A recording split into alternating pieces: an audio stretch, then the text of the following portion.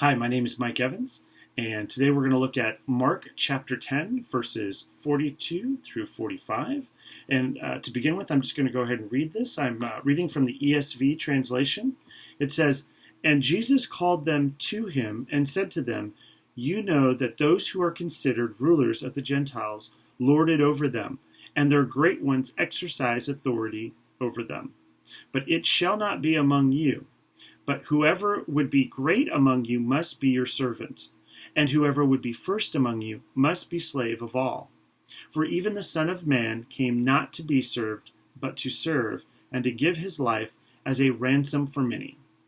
So as we delve into this verse, one of the first things we want to do is kind of look back, take a step back, and look at the surrounding context. And so the surrounding context is, this is an admonition that Jesus is giving to his disciples after a couple of events have occurred.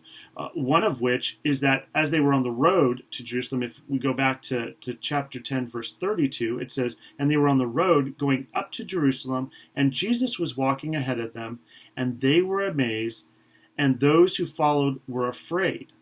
And taking the 12 again, he began to tell them what was to happen to him, saying, 'See, we are going up to Jerusalem, and the Son of Man will be delivered over to the chief priests and the scribes, and they will condemn him to death and deliver him over to the Gentiles. And they will mock him and spit on him and flog him and kill him, and after 3 days he will rise.'" So Jesus is on his way to Jerusalem.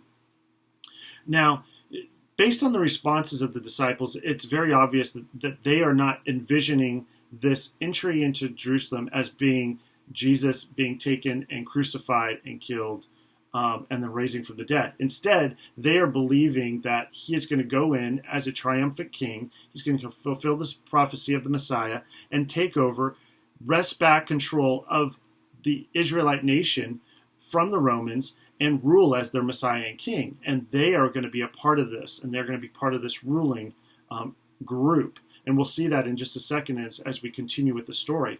But this is not the first time Jesus has told his disciples. He's referenced it a couple of other times in chapter 8 and in chapter 9, indicating to his disciples that he is going to be going to Jerusalem to be killed. And they will not hear of it. They every single time, that completely goes over their heads, and they're oblivious to it. And this instance, he is even more explicit in what will be happening, that it will be the Jewish rulers, the religious people, the Pharisees, the chief priests, the scribes. These were the people who actually take him. They will hand him over to the Romans, who will then mock him, spit on him, flog him, kill him, and then he will rise again. And right after he says this, James and John, the sons of Zebedee, they come to Jesus, and appearing to be completely oblivious, they ask him for a favor. That they still have in their mind this idea that he's going in there and he's going to be this triumphant king, and they're going to be ruling, and they want the special seats on his right and his left to be his co-rulers, to have the places of highest honor. And Jesus is it's so fascinating. He asks them questions when they make this request to him. It says in verse 37, James and John make the request, and it says, "And they said to him, 'Grant us to sit, one at your right hand and one at your left, in your glory.' And Jesus said to them, 'You do not know what you are asking.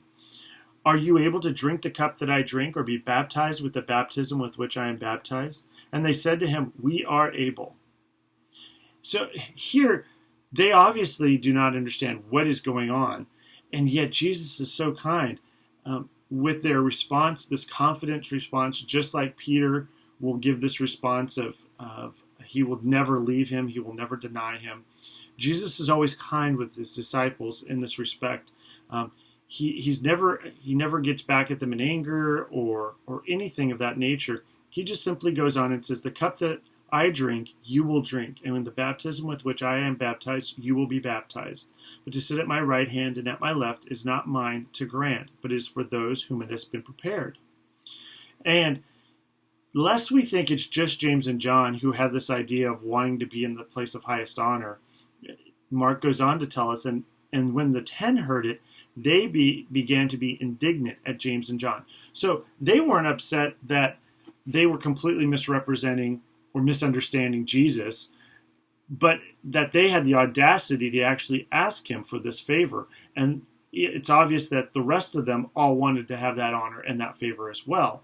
And so here Jesus takes this moment of ambition, of desire of honor and glory, and turns it on its head by coming and collecting his disciples around him. He called them to him, it says, and he's saying, now you know that those who are considered rulers of the Gentiles lord it over them, and their great ones exercise authority over them. So he's painting a picture here of what a secular or pagan worldview looks at power and influence.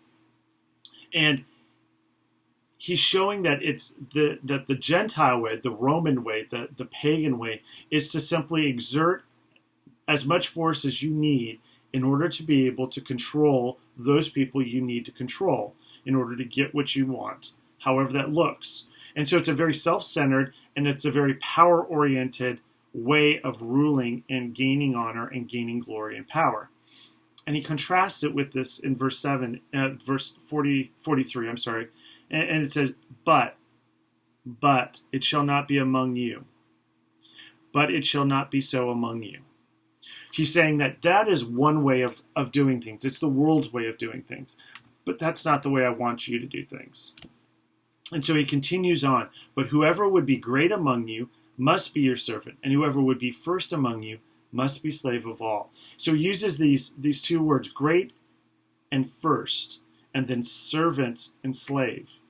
And so he gives them a completely different way of exerting your influence and exerting power and gaining that sort of glory. And he says you do it by being a servant. The way you influence and bring prosperity is through servanthood. And it's this fascinating way that Jesus does of turning these things on their head. He takes the motivations that individuals have. Here it's being his disciples. And he shows them the flaws in that motivation and shows them a better way of doing things, the way that God would want them to do them. And essentially, it's the gospel way of doing it. And we'll see that in just a second. Because as you look at verse 45, he says, for even the Son of Man came not to be served, but to serve, and to give his life as a ransom for many. Two of the resources that I looked at in preparing for this was the NIV application commentary by David Garland, excellent commentary, and then also the book King's Cross by Timothy Keller. And Timothy Keller does a kind of a wide lens overview of the book of Mark and kind of jumps in and out of different passages. It kind of highlights things that show how Jesus was a king, and that theme of kingship is throughout the book of Mark. And so when he gets to this passage, he really highlights the fact that this is really a passage about ransom. And it's highlighted in this last verse, verse 45, which is really the key verse of this entire section here, where he talks about the idea that here Jesus for the first time gives a why as to why he's going to Jerusalem and he's going to be killed. It's because he has to give his life as a ransom. And so this idea of ransom is this idea of purchasing somebody or something that is indebted. And so Jesus is saying that I am going to ransom you. I'm going to pay the penalty. And that this is the ultimate example of what it means to be a servant. And so by my ransoming of you, you will not be doing your service and being a servant out of a self-centered motivation, but out of a others-centered, God-centered, Christ-centered motivation of wanting to do what is essentially just your duty, because Christ has bought you with a price, and he has paid for you with his blood. And so therefore, all of your service is out of gratitude towards him. And so it completely changes the motivation of his disciples. And he's trying to teach them and us this idea that the way we influence, the way we show our love and we gain power in a sense, is through serving Christ, who has the power, who has the authority, and that when we do it, we're not doing it out of self-motivation. We're doing it out of gratitude and love for him. And it's self-sacrifice versus me-motivated ambition. And so that's where the contrast is here.